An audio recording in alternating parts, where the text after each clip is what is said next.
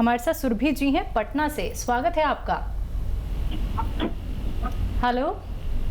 हाँ नमस्कार मैडम। जी नमस्कार, बताइए। हकीम साहब से बात करना था। जी सुरभि जी बताइए, क्या सवाल है आपका? सर इसका नमस्कार सर। नमस्कार।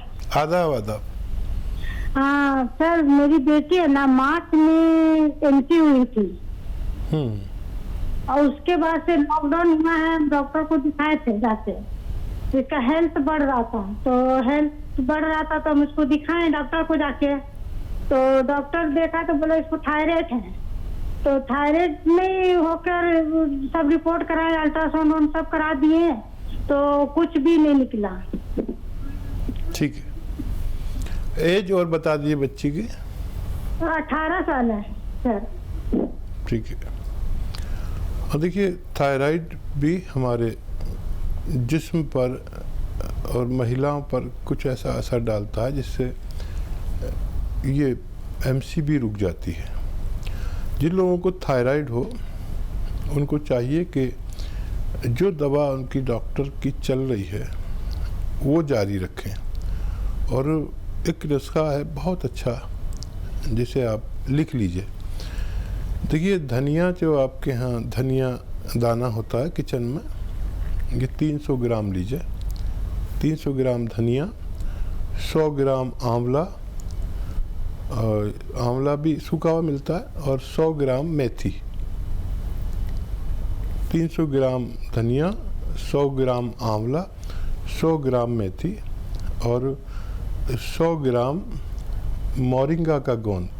इसे सहजन का गोंद भी कहते हैं। मोरिंगा आप सर्च करेंगे आप समझ जाएं, उसका गोंद आता है, काफ़ी बड़ा बड़ा होता है और फीका सा होता है। इन सब को पाउडर बनाइए और रोज़ाना जब आप गोली खाते हैं थायराइड की, तो थायराइड की गोली खाएं, उसके आगे या पीछे 1 चम्मच, यानी छोटा चाय का चम्मच 3-4 ग्राम ये खा लिया करें। ये दिन में 1 से 2 बार खा सकते हैं और आप देखेंगे कि हर महीने थायराइड उनका लेवल पे आता चला जाएगा और आपका डॉक्टर आपकी गोली कम करता जाएगा। बहुत अच्छे रिजल्ट हैं। मैंने जिसको भी ये नुस्खा बताया उसको फ़ायदा हुआ और अपने डॉक्टर की सलाह के मुताबिक उस गोली को कम करते करते छोड़ना है और फिर ये दवा भी छूट जाएगी। बच्ची का थायराइड ठीक होना मुमकिन है। तो बिल्कुल सुरभि जी, आपकी बेटी को जो थायराइड हो रखा है, जिसकी वजह से उसे बहुत सारी परेशानियां हो रही हैं, वो सभी चीज़ें धीरे धीरे करके ठीक हो जाएंगी।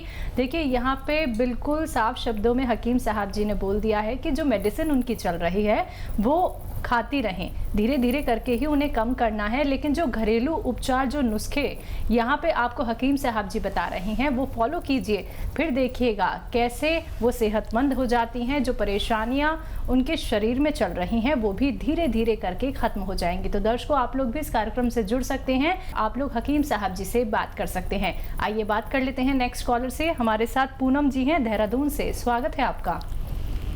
जी मैम नमस्ते। नमस्कार, बताइए, प्रश्न कीजिए। हाँ जी मैम, मेरे 2 सवाल है आपसे। हाँ जी मैम, पहले तो मेरा बीपी डाउन होता है, मेरा बीपी बहुत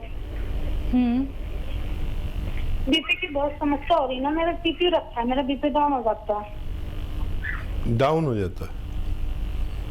हाँ जी, बीपी हो जाता है, मेरा बीपी डाउन हो जाता है, कम हो जाता है जी। ठीक है। और मेरा जैसे महीने से होती ना, उसके बाद मेरे सफेद पानी पड़ता है बहुत। ठीक है।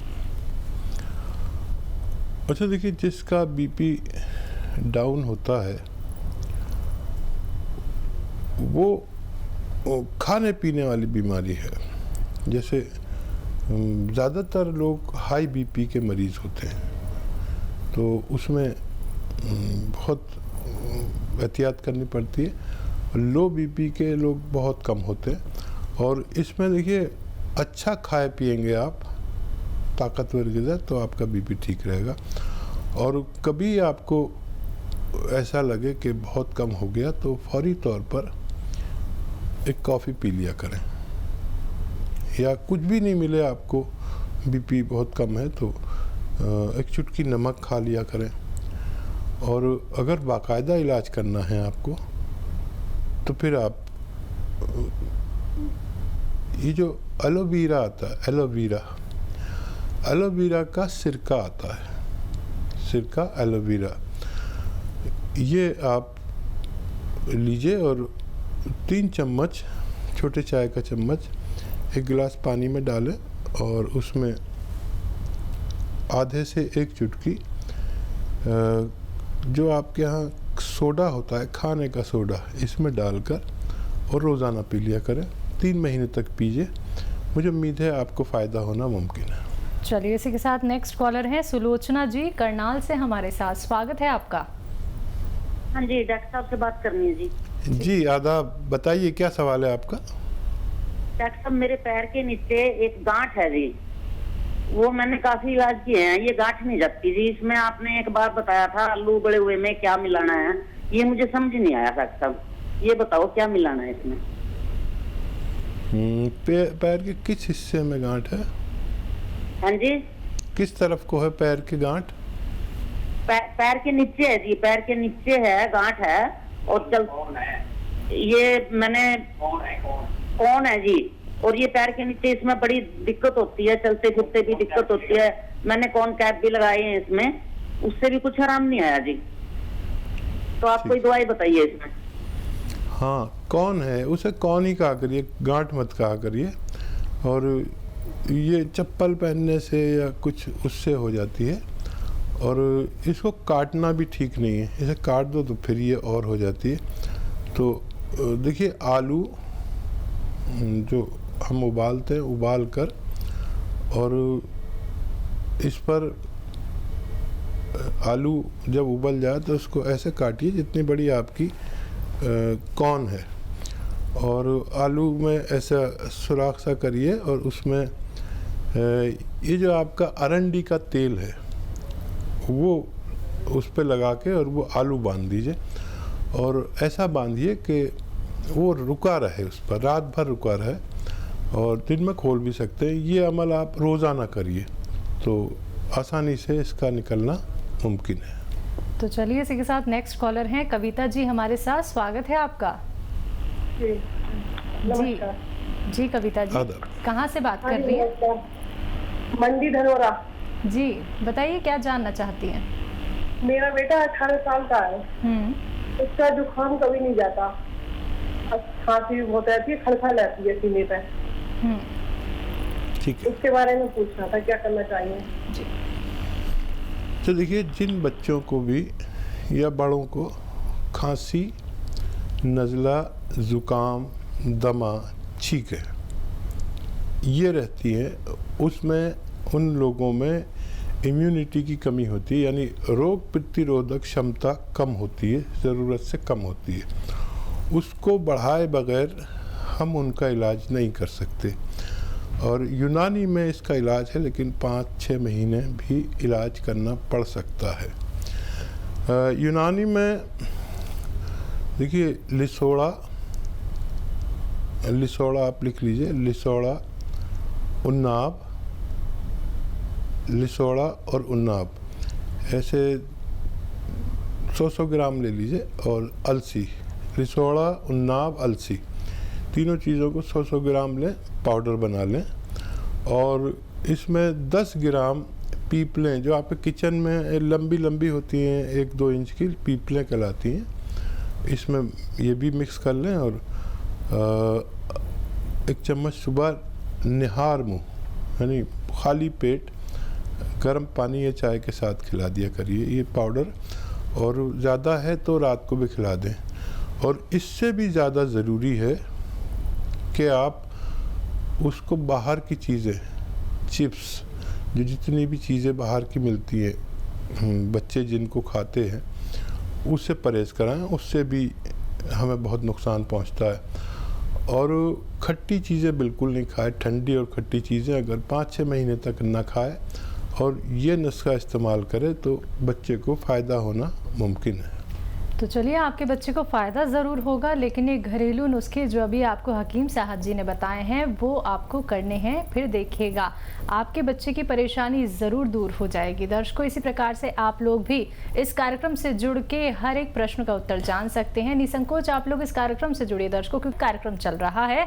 अगर आप लोग रोग मुक्त होना चाहते हैं, अगर कोई भी बीमारी आप लोगों को लगती है कि तो ख़त्म नहीं हो पाएगी, देखिए थोड़ा सा धैर्य रखना पड़ेगा, संयम रखना पड़ेगा, थोड़ा तो इंतज़ार आप लोगों को करना पड़ेगा। क्योंकि जब आप घरेलू उपचार अपनाते हैं तो आपके जो कोई भी रोग होता है जो आपके शरीर को पकड़ लेता है वो धीरे धीरे करके कम होता है। लेकिन घरेलू उपचार अपनाने होंगे जिनका कोई भी नुकसान आपको नहीं होने वाला है, कोई भी साइड इफ़ेक्ट आपको नहीं होने वाला है।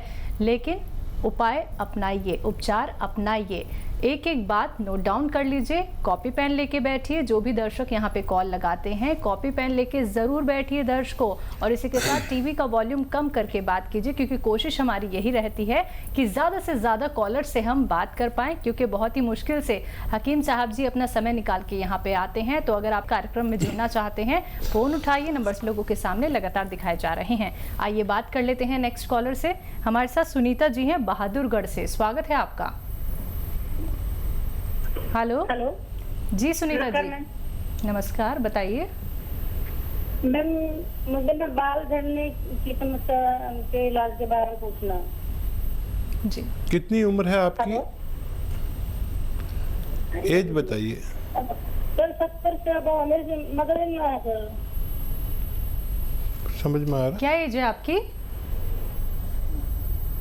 70 प्लस है मैम। 73? हाँ जी जी। बालों की समस्या? अच्छा देखिए, 73 में तो सबको बालों की समस्या होती है, तो आप इससे कोई मर्ज ना समझें, बल्कि 70 में किसी के भी बाल कम हो सकते हैं और झड़ सकते हैं। फिर भी बालों के लिए किसी को अगर ज़रूरत है, तो अगर आप ऐसी जगह पर रहते हैं जहाँ नारियल पानी मिल सकता है रोज़ाना एक, तो नारियल पानी पिया करिए।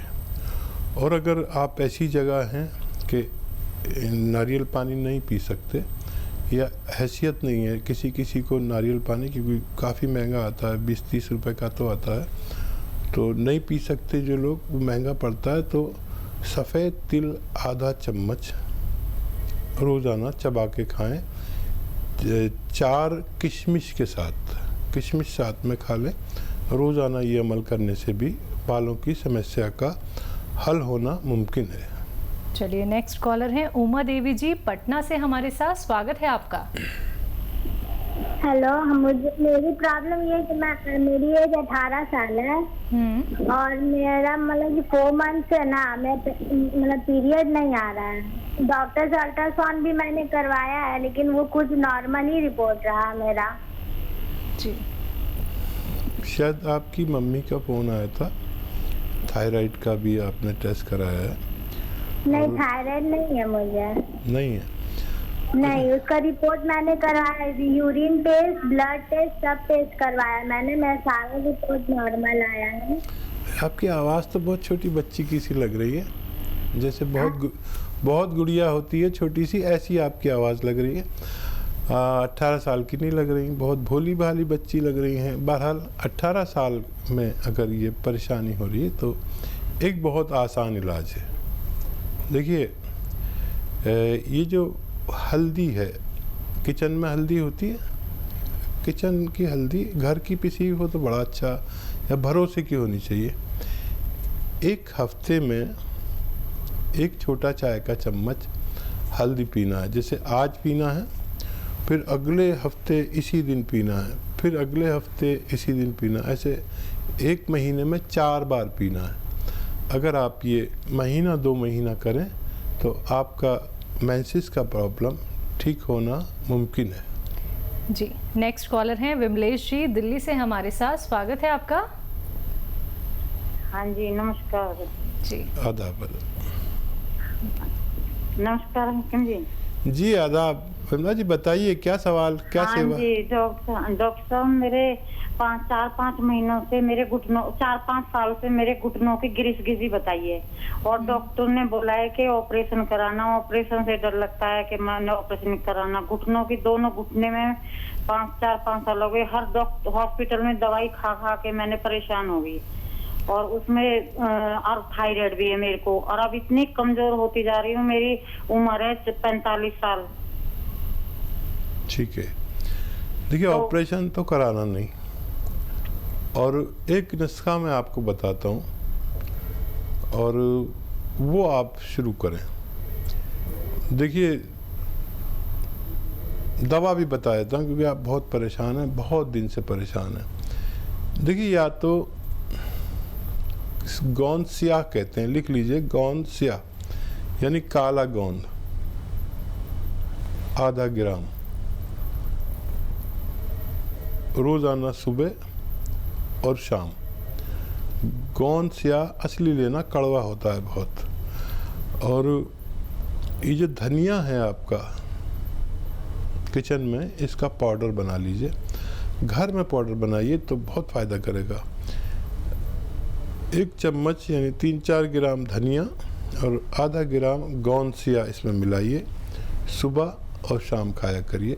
थायराइड की गोली खाते रहिए। अगले महीने से आपका डॉक्टर आपसे कहेगा कि आपका थायराइड कंट्रोल आने लगा, थोड़ा थोड़ा कम करता चला जाएगा।